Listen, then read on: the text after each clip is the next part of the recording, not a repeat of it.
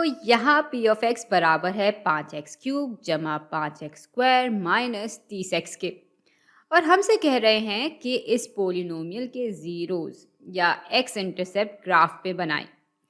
वही ज़ीरोज़ जानने के लिए हमें एक्स की वो इकदार मालूम करनी होंगी जिनको जब हम इस एक्सप्रेशन में डालें तो पी ऑफ एक्स बराबर हो जाए 0 के। या हम ये भी कह सकते हैं कि हमें x की वो इकदार जाननी होंगी जिनकी वजह से 5x³ जमा 5x² माइनस 30x बराबर हो जाए 0 के। और ये जानने के लिए हमें इस एक्सप्रेशन को मुख्तलिफ अनासर में बांटना होगा, यानी हम इसको फैक्टर कर लेंगे। अच्छा, अब फैक्टरिंग के लिए मैं देखती हूँ कि क्या इस एक्सप्रेशन की हर टर्म के बीच कोई मुश्तरका आंसर है या नहीं। भाई ये सारी ही टर्म्स 5x से तकसीम हो सकती हैं, तो 5x इन सब के बीच में से सबसे बड़ा मुश्तरका आंसर यानी हाईएस्ट कॉमन फैक्टर है। इस 5x को बाहर निकाल लेते हैं।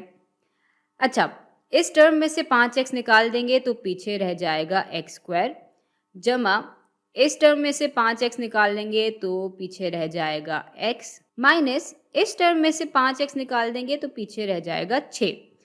और ये पूरी चीज़ अब भी 0 के बराबर ही होगी। अच्छा, अब इस एक्सप्रेशन को हम मज़ीद तकसीम भी कर सकते हैं और इसको फैक्टर करने के लिए हम देखेंगे कि ऐसी कौन सी दो इकदार हैं जिनको जब हम आपस में ज़रब देंगे तो हमें -6 मिल जाएगा और जिनको जब हम आपस में जमा करेंगे तो हमें इस बीच वाली टर्म का कोएफिशिएंट यानी +1 मिल जाएगा। तो मेरे दिमाग में एक कदर आ रही है +3 और एक आ रही है -2। भाई 3 ज़रब -2 बराबर होते हैं -6 के और इस 3 में से जब हम 2 माइनस करेंगे तो हमें +1 ही मिल जाएगा। अच्छा, तो इस एक्सप्रेशन को अब हम फैक्टर करके x जमा 3 ज़रब x माइनस 2 की सूरत में भी दिखा सकते हैं और यहाँ 5x यूं ही आ जाएगा और ये पूरा पोलिनोमियल अभी भी 0 के बराबर ही आ जाएगा जब हम इसमें पोलिनोमियल ज़ीरोज़ की कदर डालेंगे। अब भाई अगर हम ऐसी कोई x की कदर मालूम कर लें जिसकी वजह से 5x 0 के बराबर हो जाए तो हमें इस पोलिनोमियल का एक ज़ीरो तो मिल जाएगा। और ऐसा इसलिए है क्योंकि x की वो कदर इस एक्सप्रेशन को 0 के बराबर कर देगी और फिर 0 से किसी भी चीज़ को हम ज़रब देंगे तो जाहिर है ये पूरा पोलिनोमियल ही 0 के बराबर हो जाएगा।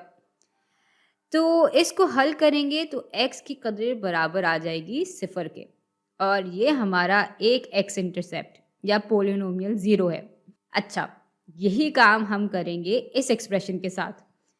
तो हमें x की कोई ऐसी कदर मालूम करनी है जो कि x जमा 3 को 0 के बराबर कर दे। भाई ये हल होकर -3 के बराबर आ जाएगा, यानी इस एक्सप्रेशन में जब हम -3 डालेंगे तो ये एक्सप्रेशन 0 के बराबर हो जाएगा और 0 से जब हम बाकी सारी चीज़ों को ज़रब देंगे तो p ऑफ x बराबर आ जाएगा 0 के और यूँ हमें दूसरा पोलिनोमियल यानी x इंटरसेप्ट मिल गया है। अच्छा, अब देखते हैं कि x माइनस 2 में हम x की क्या कदर डालें कि ये एक्सप्रेशन 0 के बराबर हो जाए।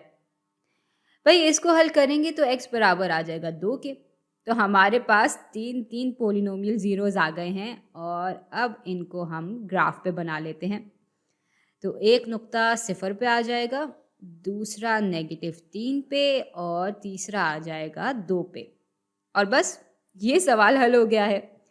लेकिन आगे की चंद वीडियोस में हम मज़ीद काम करके ये भी मालूम कर पाएंगे कि इस पोलिनोमियल का ग्राफ असल में कुछ ऐसा दिखेगा या कुछ ऐसा दिखेगा। लेकिन ये सब बातें अगली वीडियो में होंगी।